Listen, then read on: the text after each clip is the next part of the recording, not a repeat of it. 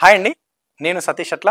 So 10వ తరగతి పరీక్షలు మరికొద్ది రోజులలో జరగనున్నాయి. సో దానికి సంబంధించి హిందీ ప్రశ్నపత్రం అనేది ఎట్లా ఉంటుంది అనేది చూద్దాం. మనకు 7 ప్రశ్నపత్రాలు ఈసారి ఉన్నాయి. సో ఎక్కువగా వార్షిక పరీక్షలలో ఒక్కొక్క పేపర్కి వచ్చేసి 80 మార్కులకు నిర్వహిస్తూ ఉన్నారు. ఇక్కడ తెలంగాణలో చూసినట్లయితే మనకు అంతకుముందు 11 పరీక్షలు ఉండేది. తర్వాత వాటిని 6 పరీక్షలుగా నిర్వహించారు 6 రోజుల పాటు. సో ఇప్పుడు వచ్చేసి 7 రోజులు నిర్వహిస్తున్నారు. అది వచ్చేసి సైన్స్ సబ్జెక్ట్ ఏదైతే భౌతిక శాస్త్రం, రసాయన బయాలజికల్ సైన్స్ ఉందో, జీవశాస్త్రం, వాటికి సంబంధించి రెండింటిని 2 రోజులు నిర్వహించనున్నారు. 40 మార్కులు 40 మార్కులు అట్లా.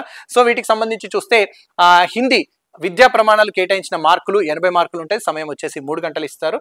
ఇక పార్ట్ ఏలో వచ్చేసి 60 మార్కులకు ఉంటుంది. అవగాహన ప్రతిస్పందన అంటే పఠన అవగాహన 20 మార్కులు ఉంటుంది. 5టికి 5, 10, 5+10+5 ఈ విధంగా 20 మార్కులు అనేటివి ఉంటాయి. వ్యక్తీకరణ సృజనాత్మకత 40 మార్కులు, 16+24 ఉంటుంది. పార్ట్ బిలో వచ్చేసి 20 మార్కులు ఉంటాయి. ఒక్కొక్క దానికి ఒక ప్రశ్న ఉంటుంది. పదజాల అంశాలకు సంబంధించి 10 మార్కులు, వ్యాకరణ అంశాలకు 10 మార్కులు ఉంటాయి. జాతీయ భాష హిందీలో అధిక మార్కులు సాధించడంలో చాలా మంది విఫలం అవుతూ ఉంటారు.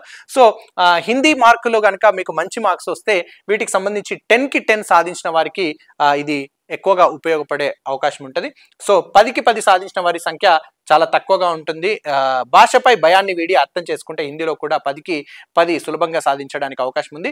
హిందీపై అవగాహన లోపించడం, చిన్న చిన్న పదాలకు అర్థాలు తెలుసుకోకపోవడం వల్ల తప్పులతో కూడిన దస్తూరి విద్యార్థుల వైఫల్యానికి ప్రధాన కారణాలుగా చెప్పవచ్చు. ఇక 6వ తరగతి నుంచే భాషలో బలమైన పునాదులు పడేలా శ్రద్ధ తీసుకోవాలి. చిన్న చిన్న పదాలతో హిందీని తేలికగా రాయడానికి అవకాశం ఉంది. ఇవే భాషకు మూలం. రాసేటప్పుడు అక్షర దోషాలు లేకుండా జాగ్రత్త పడాలి, తప్పులు లేకుండా రాసేలాగా. ఇక లేకపోతే ఆ పదానికే అర్థమే మారిపోయే అవకాశం ఉంటుంది ఒకవేళ తప్పు రాస్తే. సో కాబట్టి ఎక్కువ మార్కులు సాధించే వ్యాసరూప ప్రశ్నలు, స్వీయ రచనలపై పట్టు సాధించాలి.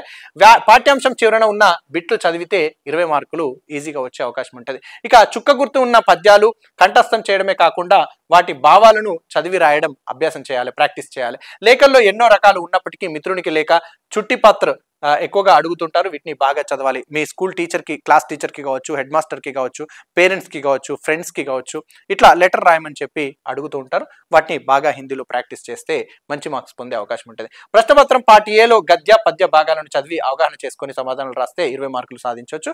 సంధి విచ్ఛేదం, అట్లాగే విశేషణం, ముహావర అంటే జాతీయాలు, లింగ్ బదల్నా, అట్లాగే వచన్ బదల్నా వంటి శబ్ద వాక్య సంబంధ వ్యాకరణ అంశాలపై ప్రాథమిక పరిజ్ఞానం కలిగి ఉండాలి. ఇక చేతి రాత కూడా ఆకర్షణీయంగా ఉంటే మార్కులు కోల్పోయే అవకాశం తక్కువ. సో ఇందులో హిందీ కూడా, తెలుగు కానీ, ఇంగ్లీష్ కానీ, ఇంకా వేరే సబ్జెక్టుకి సంబంధించి డయాగ్రామ్స్ కావచ్చు, టేబుల్స్ కావచ్చు, ఇట్లాంటివన్నీ కూడా మంచి కాన్సన్ట్రేషన్ చేసి మంచిగా రాస్తే మంచి మార్క్స్ పొందే అవకాశం ఉంటుంది. మీకు ఓవరాల్గా కూడా 10th కూడా గ్రేడ్కి 10/10 మార్క్స్ పొందడానికి ఈజీగా అవకాశం ఉంటుంది. ఈ విధంగా ప్రతి సబ్జెక్ట్లో కూడా ఒక్కొక్క చాప్టరు, ఒక్కొక్క పార్ట్, వాటి ప్రకారంగా టాపిక్స్ ప్రకారంగా కూడా ముఖ్యంగా పార్ట్ బి ప్రకారంగా కూడా చాలా జాగ్రత్తగా రాసే ప్రయత్నం చేయండి. ఈ విధంగా మంచి మార్క్స్ పొందే అవకాశం ఉంటుంది.